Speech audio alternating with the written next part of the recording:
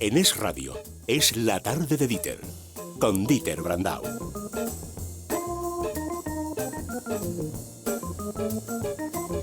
Bueno, el otro día recordarán que teníamos aquí a Albert Rivera, presentaba libro, en un día había vendido los 4.000 ejemplares de la primera edición. Y dirán los políticos, no voy a decir veteranos, no tan jóvenes, dirán, bueno, ¿y qué pasa? Y nosotros no tenemos a nadie que pueda darle la réplica. Don Joaquín Leguina, muy buenas tardes. Muy buenas tardes. 15.000 ejemplares en apenas 2 semanas. No sé si tantos, ¿no?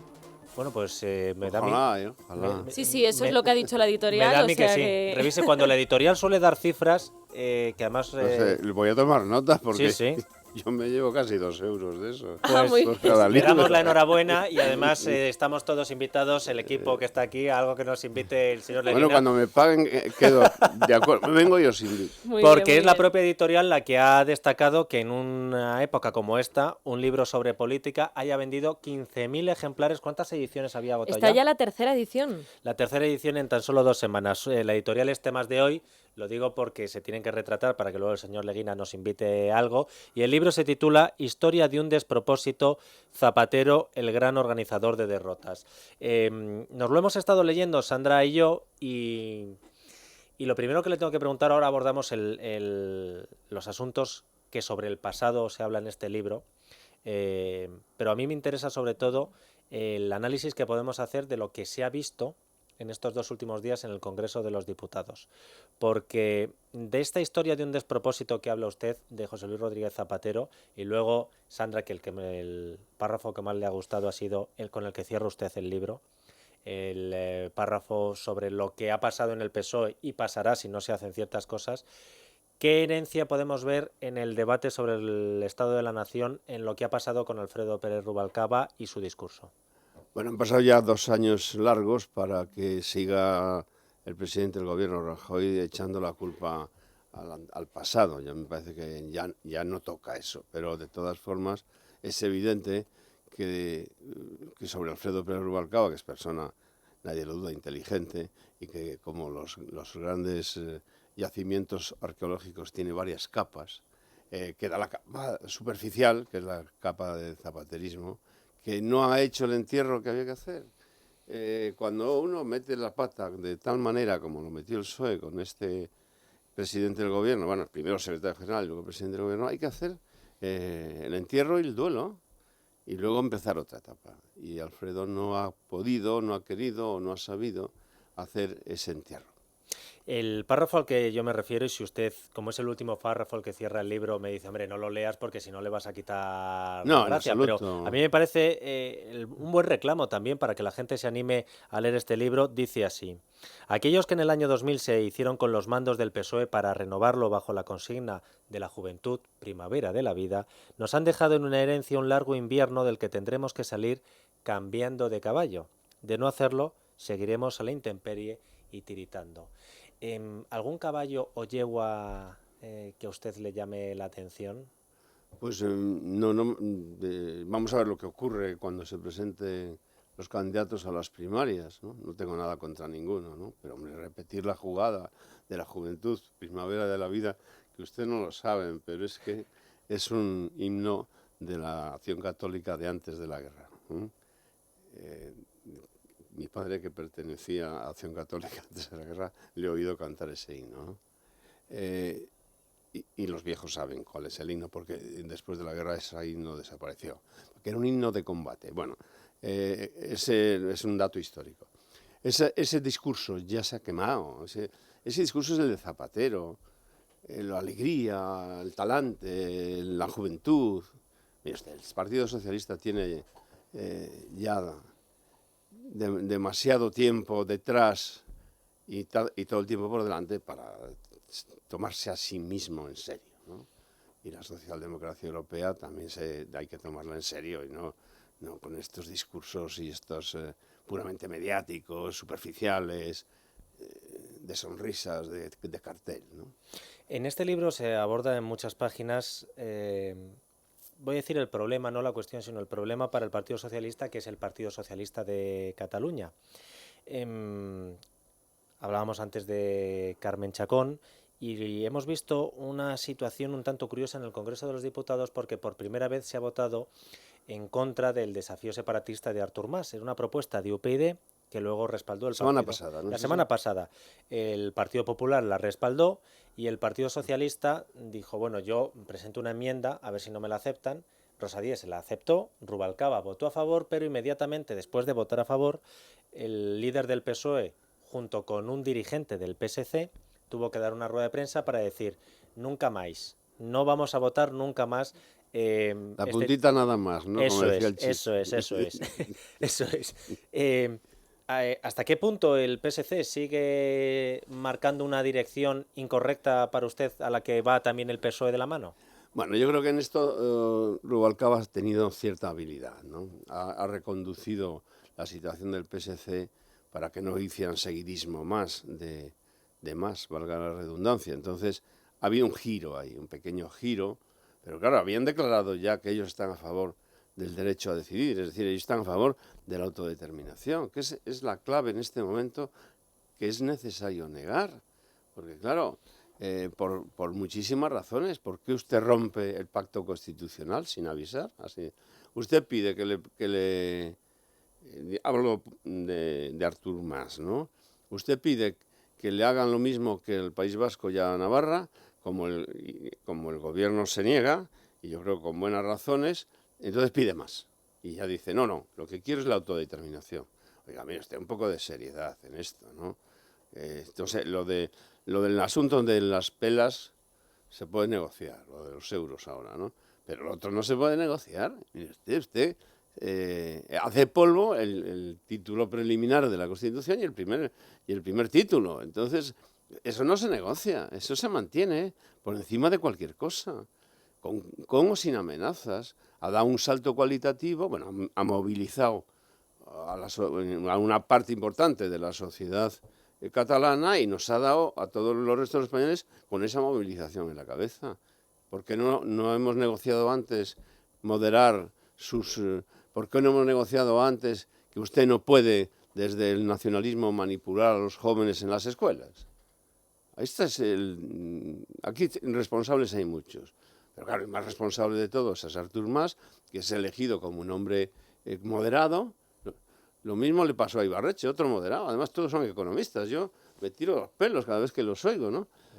Un hombre, en teoría, que moderado, y se lanza a la pagay, rompe con la Constitución, rompe el resultado electoral y va a unas nuevas elecciones que pierde, o sea, que baja, y le entrega el plato, le entrega la magistratura por un plato de lentejas, ¿no? Dice, a Esquerra Republicana de Cataluña, que es un partido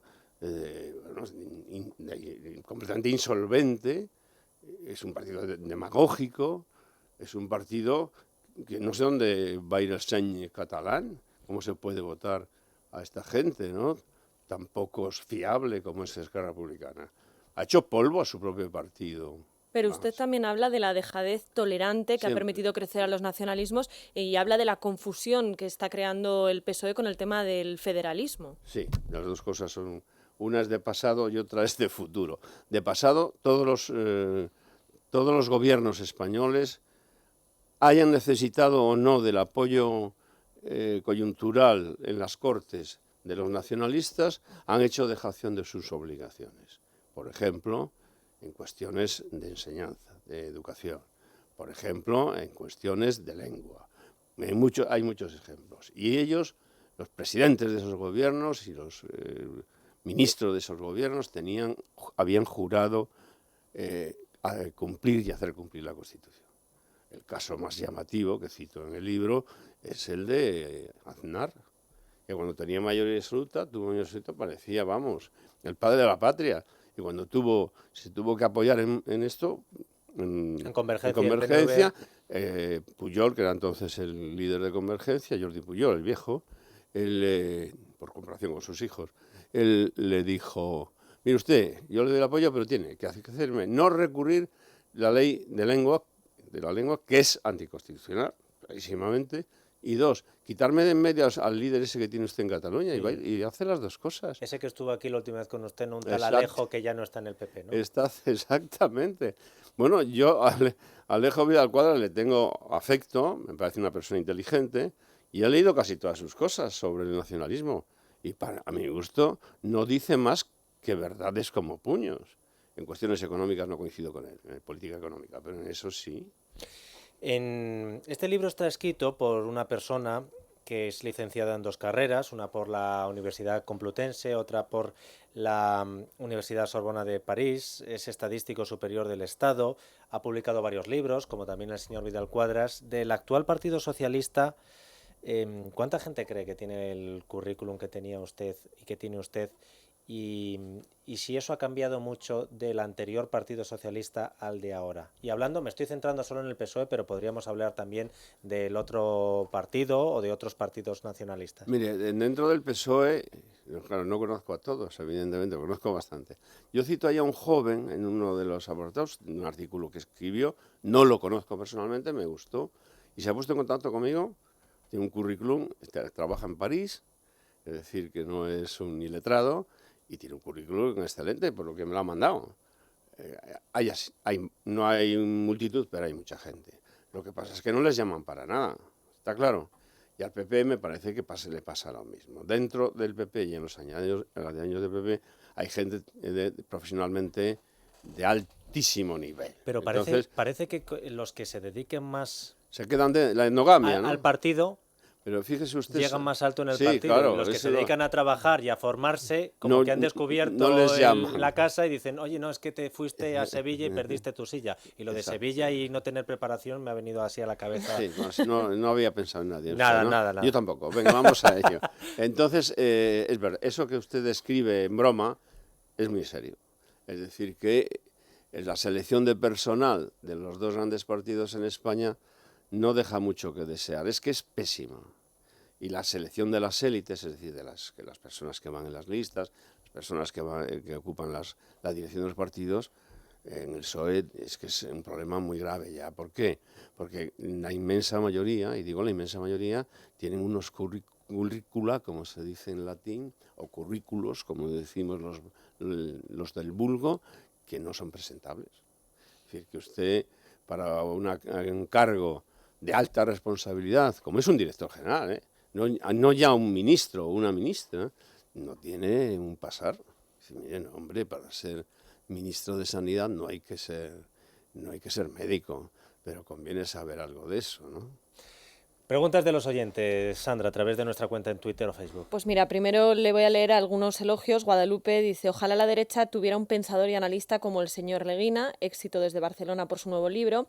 Espinosa Golo dice, darle mi más enhorabuena por su libro, este hombre es una gran persona y gran político. Y luego ya llegan las preguntas. Francisco Javier, y le voy a leer unas cuantas que van en la misma línea, dice, ¿por qué ciega tanto la política cuando se está arriba y se es tan cercano cuando se está abajo? Gallus dice, yo le preguntaría por qué no decías las cosas que ahora dice cuando era diputado en la primera legislatura de Zapatero. Amor o muerto, gran lanzada. Araceli, que dice que será interesante escucharle, dice, ¿cómo pudo aguantar semejante despropósito y no lo criticó antes? Y Tony dice, ¿por qué no funda otro partido socialista? Vamos a ver, eso de lo que no critiqué antes es simplemente porque no se me oía tanto como ahora probablemente, pero sí que lo critiqué, y a cualquier analista que haya seguido no mi trayectoria, la trayectoria de los años del zapaterismo, sabe que yo he criticado... Y en el libro dice usted que le criticaron mucho en el Comité Federal, que le trataban casi como un hereje. Sí, es la primera vez bueno, el Zapatero cambió absolutamente los usos y costumbres dentro del Partido Socialista. Es la primera vez que se aplaudía, y solo se aplaudía a aquellos que hacían la pelota al jefe. Entonces, claro, yo ese ejercicio nunca lo hice con Zapatero. He de reconocer que nunca le pasé la mano por el lomo y hablaba allí con toda libertad, como había hablado siempre. Es decir, de la primera época de Felipe González. Estaba en el Comité Federal bastante antes de que Felipe González fuera presidente del gobierno, y no pasaba nada. Te podían dar un estacazo dialéctico Y muchas veces porque estabas equivocado, pero nadie te miraba con malos ojos, ni los jefes te dejaban de hablar, en fin. ¿Y fundar o participar en otro partido, en otra iniciativa Pero si política? tengo 72 años, querido amigo, ¿no cree usted que eso es más propio de Albert Rivera, al que ha citado usted, y que yo creo que el del libro de Albert Rivera está muy bien que lo haya escrito, porque yo creo que es un líder joven que conviene conocer? Un exdirector de un periódico bastante conocido, eh, lo de los años, dijo, no, si hay otros periodistas que a los 78 años han fundado otros periódicos. Es decir, que nunca es tarde si la dicha es buena. Bueno, sí, pero mire, yo he tenido algunos amigos que políticamente no han estado conmigo y que fundaron un partido, y un día comí con ellos, con uno de ellos, que es Alonso Puerta, voy a dar el nombre, y me dijo, Joaquín, nunca se te ocurra fundar un partido. Y yo le voy a seguir, porque cuando me lo dijo, éramos los dos bastante más jóvenes que ahora, y yo creo que tiene razón. Vamos a ver, yo soy de este Partido Socialista, ¿por qué me voy a ir yo? Que se vayan otros, ¿no? Hay una parte que a mí me parece, cada uno tendrá su opinión y el lector, los 15.000 lectores o las 15.000 personas que han comprado este libro tendrán su propia opinión. Pero para mí la parte más importante de este libro es la que dedica a la corrupción. Además a la corrupción de forma transversal. Se habla de Bárcenas, se habla de los ERES, se habla del yerno. Pero recuerda usted que en el año, creo que es en 1991, publica un artículo en el que, citando el caso italiano, vamos a poner las barbas a remojar cuando ha visto la de los italianos cortar. Y le llaman de todo, otra vez le llaman de todo. Pero sobre lo que está pasando ahora mismo con la corrupción aquí en España, usted da algunas soluciones o aporta algunas salidas para combatir esa corrupción. Una, con clave judicial, y la otra con clave de administración o contratación de obras, servicios y demás. Quiero que las explique para que las entiendan nuestros oyentes, a los que aún así recomiendo que se lean el libro. Vamos a ver, yo creo que la corrupción, ¿dónde se produce? Donde hay contacto de codos entre empresarios que se benefician de decisiones políticas y políticos que cobran por eso, ¿no? El corruptor y el corrompido. Pero si las decisiones sobre las cuales hacen negocio esos empresarios no están en manos de los políticos, no va a haber corrupción política. Pueden corromper a los funcionarios, cosa que es más complicada en España, porque por suerte tenemos una función pública bastante limpia, ¿no? Entonces, basta con eso. Saque usted las manos de ahí. Los partidos políticos tienen que sacar las manos de muchos sitios en este país. Mire usted, en una organización, pongamos un ayuntamiento, ¿dónde puede producirse corrupción? En la recalificación de suelo, en entregar obras a empresas que son amigas, o en otro tipo de servicios o de contrataciones, ¿no? Bueno, pues si las decisiones de qué hay que hacer las toman los políticos, de cómo hay que hacerlas, es decir, los proyectos, la toman los políticos, pero de quién va a hacerlo no la toman los políticos, porque es en el quién va a hacerlo donde está el punto de la corrupción. Por eso propongo que hagan una ley, que se haga una ley de partidos para que los partidos saquen las manos de la judicatura, para que los partidos saquen las manos de la función pública, que dejen funcionar a la gente, para que los partidos saquen las manos incluso pues de las ONGs, ¿no? Todo esto que saquen las manos de los medios de comunicación públicos y privados, que se atengan a lo que dice que se tiene que atener lo que dice la Constitución. Hay una división de poderes. ¿Por qué se mete a manipular la judicatura? ¿No se da cuenta usted, señor político, que está traicionando el espíritu de la democracia? Hablando de la división de poderes, la otra parte, la clave judicial, usted dice, hombre, estaría muy bien que cuando el asunto ya va al banquillo, lleva a alguien al banquillo, la instrucción pues no se demorara tantos años, no hubiera esa pena de telediario y luego ese juez que o porque quiere progresar o porque le gustan mucho las cámaras de televisión se queda con el sumario y las instrucciones duran años y años, pero ¿y el pacto del Partido Socialista con el Partido Popular y del Partido Popular con el Partido Socialista de repartirse los cargos del Poder Judicial? Bueno, vamos a ver, esto es sangrante, porque sobre todo esto se había hecho, se venía haciendo, pero en el programa del Partido Popular que se votó en noviembre de 2011 se decía explícitamente que se iba a acabar eso y que las altas instancias del Poder Judicial, vale decir, el Consejo General del Poder Judicial y el Tribunal Constitucional, no se iban a hacer repartos. Eso está escrito negro sobre blanco en el programa electoral del Partido Popular.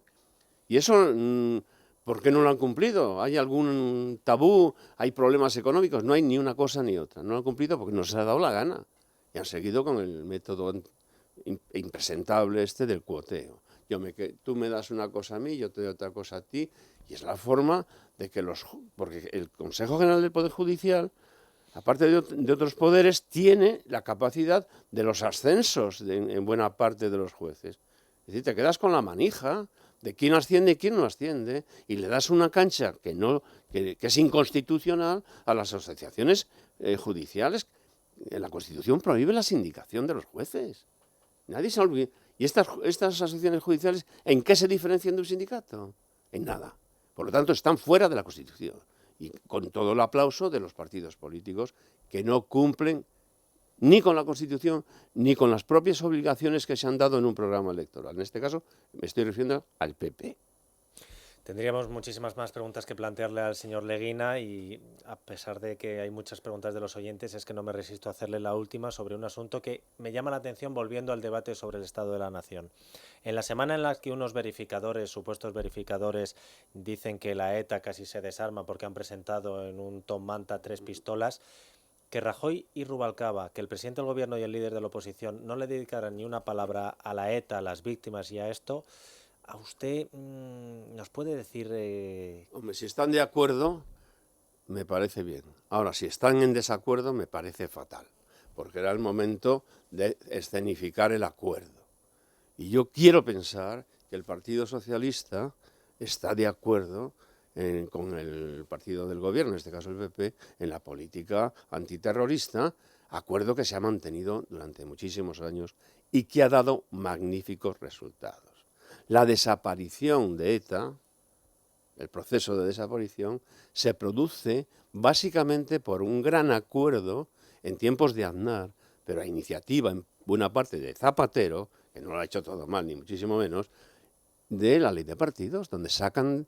la ley de partidos yo la llamé en su momento, que la voté, a favor naturalmente y con entusiasmo, la ley de sopa o teta. Es decirles a los de HB, o sopa o teta. Pero las dos cosas no. En este caso no es el PSC, sino el PSE. El líder del PSE entonces, el señor Eguiguren, mientras se firmaba la ley de partidos, estaba reuniéndose con Otegi. Sí, pero nunca ha sido el líder de... Bueno, el presidente del PSE. Bueno, el presidente sí, bueno, sabemos cuál es su posición. No es una posición equidistante, ¿no? Entre los raberchales y el normal... el normal de los cristianos, no es una posición equidistante, es una posición la suya, que me la he trabajado naturalmente para este libro y también porque me interesaba, foralista, es decir, fuera del tiempo.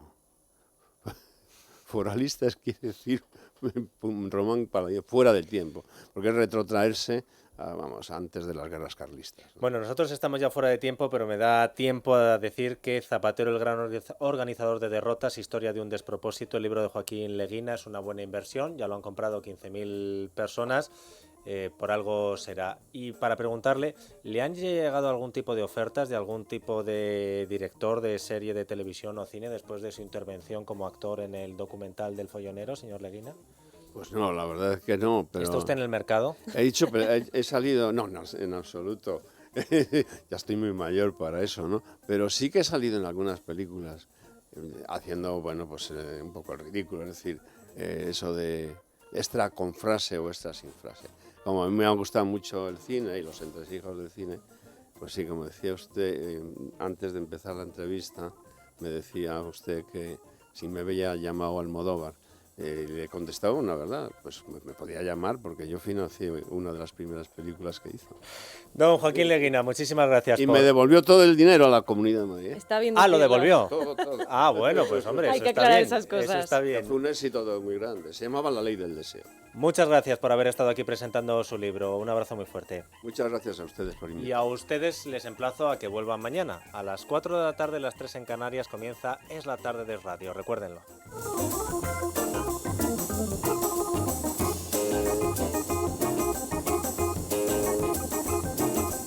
En Es Radio, es la tarde de Dieter, con Dieter Brandau.